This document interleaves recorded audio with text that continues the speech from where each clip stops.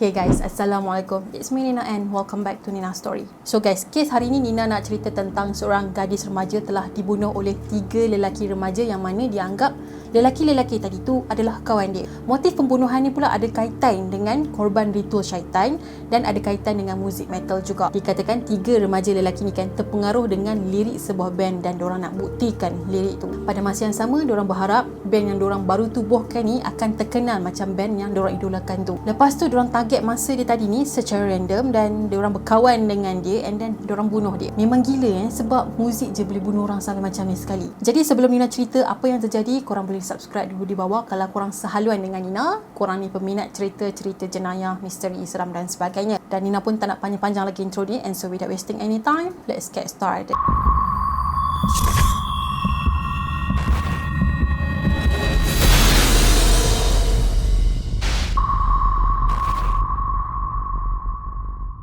Sekitar tahun 1980-an dan 1990-an, sebelah utara Amerika ni kan banyak sangat kes-kes yang terpengaruh dengan ritual syaitan. Salah satu kenapa kejadian ini terjadi adalah disebabkan pengaruh muzik rock, heavy metal dan juga horrorcore. Dalam tempoh tu je, sebanyak 12,000 kes telah dilaporkan dan kes ni juga telah dikenali sebagai satanic panic ataupun panic syaitan. So kes yang Nina nak cerita kejap lagi adalah salah satu kes yang terjadi semasa era syaitan panic tadi tu. Pada tahun 1995 dulu, viral dekat California tentang seorang gadis yang masih lagi remaja telah dijumpai dibunuh dan motif dia kena bunuh tu sangatlah mencurigakan. Sebabnya suspek-suspek yang bunuh dia tadi tu kan dikatakan ada kaitan dengan satanic ritual dan muzik heavy metal. Tujuan kenapa diorang buat macam ni adalah untuk mendapatkan kuasa yang ajaib supaya kumpulan diorang ni akan terkenal, akan jadi famous lah. Dia macam apa tu, Illuminati. Ramai kan kita dengar cerita pasal artis-artis barat ni yang diajak masuk ataupun join Illuminati ni. Kalau diorang ni nak jadi artis hebat ataupun yang terkenal lah kan. Ada yang Nina tengok dulu, Agnes Monica ni juga telah dijemput tau, diajak untuk join Illuminati tapi dia tak nak. So sebelum Nina cerita apa yang terjadi, macam biasalah Nina akan kenalkan dekat korang dulu siapa Alice. Alice ataupun nama penuh dia adalah Alice Parler, berusia 15 tahun, berasal dari California, Amerika. Jadi Alice ni lahir pada 24 April 1980 dan merupakan anak kepada David dan juga Liza Parler. So Alice ni anak sulung dan dia ada 2 orang lagi adik. Kawasan yang diorang tinggal ni sebenarnya adalah sebuah bandar yang kadar jenayah dia sangat rendah dan penduduk dia pun 15,000 orang je pada masa tu. Keluarga Alice ni pula sangat berpegang kuat kepada ajaran agama Kristian dan Alice ni memang selalu ikut parents dia lah ke gereja. Pada tahun 1995, dia merupakan seorang pelajar di Sekolah Tinggi Arroyo Grande. Sampailah pada hari kejadian iaitu pada 22 Julai 1995, Alice dikatakan telah menghilang dari rumah secara tiba-tiba dan kemudian mak ayah dia pun buat report. Tapi kan mak ayah dia tak dapat apa-apa berita baru tentang anak diorang sampailah kes ni berlalu selama 8 bulan. Sampailah pada satu hari tu segala-galanya terbongkar apabila polis telah mendapat call daripada seorang remaja yang bernama Royce yang berusia 17 tahun pada masa tu. Dalam call tadi tu, Royce ni mengaku yang dia bunuh Alice dengan 2 lagi kawan dia yang baru je peluk agama Kristian. 2 kawan dia tadi tu bernama Jacob 16 tahun dan Joseph 15 tahun. Gila tu, masih muda korang berani bunuh orang sampai macam ni sekali. Dan diorang ni semua mengaku yang diorang memang buat korban ni adalah disebabkan perjanjian diorang dengan syaitan. Diorang sebenarnya telah tubuhkan satu band yang dikenali sebagai Hatred dan diorang ni adalah peminat muzik heavy metal. Band yang diorang tubuh ni kan pun disebabkan diorang terpengaruh dengan band metal yang terkenal di Amerika iaitu Slayer. Dalam lirik lagu Kill Again, nyanyian band Slayer tadi ada perkataan Gleaming Blades iaitu bilah berkilauan dan juga Flowing Blood yang bermaksud darah mengalir. Jadi diorang ambil lirik-lirik yang ada dalam lagu Kill Again tu dan diorang nak buktikan lagu tu. Pada masa yang sama, diorang nak pastikan ataupun diorang nak band yang diorang baru tubuhkan ni terkenal. Jadi untuk pastikan band diorang ni terkenal, berjaya dan meningkatkan kemahiran diorang bermain gitar, so diorang pun nekat untuk korban manusia. Sebabnya diorang nampak band Slayers ni ada ciri-ciri satanik, tahu tak? So diorang fikir okay, disebabkan band Slayer ni ada ciri-ciri satanik, diorang berjaya, diorang terkenal, so diorang pun nak jadi macam band Slayer juga. That's why lah diorang telah membuat korban ritual manusia. Jadi diorang pun telah memilih Alice sebabnya Alice ni menepati kriteria yang diorang nak. Antara kriteria yang diorang nak tu adalah macam berambut perang, perawan dan bermata biru. Jadi selepas daripada pengakuan Royce melalui panggilan tu kan, polis polis pun telah menangkap diorang bertiga ni pada Mac 1996. So Royce ni jugalah yang bawa polis tunjuk dekat mana diorang simpan ataupun sembunyikan jasad si Alice. Kalau ikut cerita si Royce tadi ni, rancangan ni sebenarnya telah dirancang oleh dua kawan dia tadi. Tapi kita tak boleh percaya 100% dekat cerita dia, tahu tak? Sebabnya maybe dia sengaja nak burukkan kawan-kawan dia supaya dia nampak baik. Tapi dalam kes ni dia memang memberi kerjasama yang penuh lah dengan pihak polis. So kalau ikut cerita Royce tadi ni kan, diorang telah memilih Alice sebagai korban mangsa diorang. Dan diorang ni sebenarnya dah stalk dia selama berminggu-minggu, tahu tak? Jadi diorang pun terfikir macam mana diorang nak culik dia dan waktu mana yang paling terbaik. So fikir, akhirnya diorang decide untuk berkawan dulu dengan Alice supaya Alice ni percaya diorang dan lepas tu mudahlah diorang nak bunuh dia. Jadi diorang pun mula mendekati si Alice dan cuba tarik perhatian Alice supaya ikut diorang. Diorang pun offer lah dekat Alice, nak tak try sesuatu yang best, sesuatu yang membuatkan kau high dan lupa segala masalah kau. Jadi Alice ni pun tertanya-tanya apa benda yang boleh buat dia lupa segala-galanya tu kan.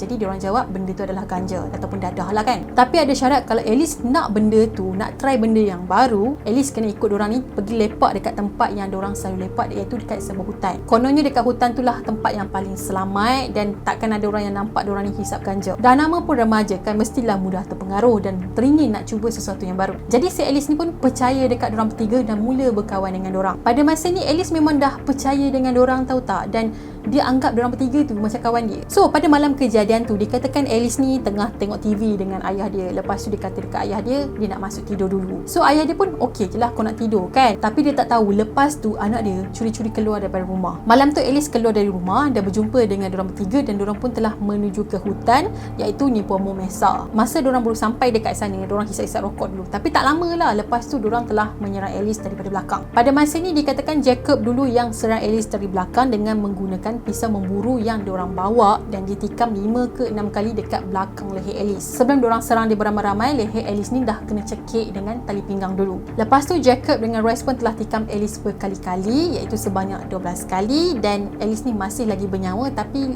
luka dia memang teruk lah. Tikaman diorang tu langsung tak membuatkan Alice ni meninggal lagi, tahu tak? Tapi membuatkan Alice ni menderita. Masa Alice dalam keadaan yang lemah, badan penuh dengan luka ni kan, diorang bertiga tendang dan pukul dia bertubi-tubi dan diorang ni target bahagian leher Alice sebab diorang nak dia mati cepat. Masa ni apa yang Alice boleh buat, dia hanya berdoa kepada Tuhan dan memanggil nama mak dia. Tapi 3 ekor ni langsung buat teran. Disebabkan pendarahan yang banyak, lepas tu kena belasah lagi, akhirnya si Alice ni meninggal secara perlahan-lahan. Tak cukup dengan bunuh dia je guys, 3 ekor ni pergi sentuh dia pula. Dah lah dia dah tak bernyawa, badan penuh dengan darah, masih lagi bernafsu. Sumpah, yang ni memang jijik sungguh. Kemudian jasad Alice ni pun disembunyikan di dalam hutan tadi sampailah 8 bulan kemudian barulah polis jumpa. Sebenarnya diorang ni dah cuba bunuh Alice sebelum ni tapi tak berjaya. Sebelum ni diorang pernah pancing Alice untuk masuk dalam kawasan yang terpencil, and then salah seorang daripada diorang ni berpura-pura tergelincir dan jatuh ke dalam gaung. So Alice ni pun biasalah dah dianggap diorang ni sebagai kawan dia.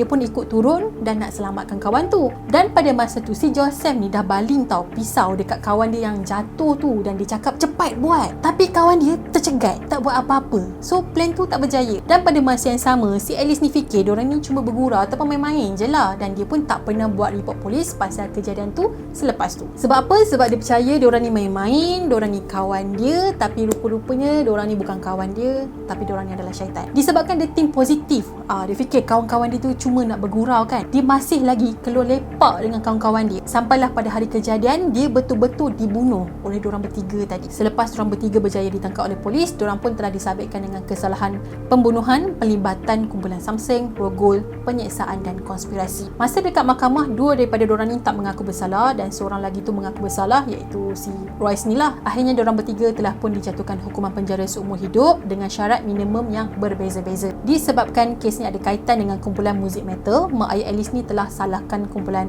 band Slayer tadi. Bagi diorang, band ni lah yang telah memberikan inspirasi kepada budak bertiga tadi untuk bunuh anak dia. Sebabnya dalam lirik tu sendiri pun telah ada cara-cara untuk membunuh orang. Kiranya lirik tu menggambarkan situasi pembunuhan, tahu tak? So budak bertiga tadi tu sebenarnya refer kepada lirik band Slayers tu. That's why lah diorang bunuh si Alice. Tapi pertuduhan ini telah ditolak oleh pihak mahkamah sebab band Slayer tu tak ada kaitan dengan perbuatan budak-budak tadi. Selepas dari kejadian ni kan, macam-macam lah perdebatan, perbincangan yang muncul, tahu tak? Sebab diorang rasa pengaruh muzik metal ni sebenarnya memberikan impak yang sangat negatif kepada budak-budak. Disebabkan pengaruh muzik yang pelik-pelik inilah yang membuatkan ramai yang menjadi pengikut syaitan dan terpengaruh dengan ideologi yang gila. Sampailah pada Jun 2021, Royce telah layak mendapat Pero sebab dia berkelakuan baik. Tapi sebelum ni dia pernah dapat 2 kali layak untuk Pero, tapi semuanya ditolak. Kali ketiga ni barulah dia diberikan Pero. Sebabnya masa dia dekat dalam penjara, dia dah berkelakuan baik dan insaf lah dengan perbuatan dia tu. Dia juga telah masuk kelas pemulihan dan juga telah mendapat sijil GED. Lepas dah dapat sijil ni, dia dalam proses untuk mendapatkan ijazah dalam bidang psikologi dan sosiologi. Disebabkan kelakuan dia yang bertambah baik dan nampak dia insaf kan. So mahkamah pun bagi peluang kepada Royce. Lagipun sebelum ni dia juga yang memberi kerjasama kepada pihak polis.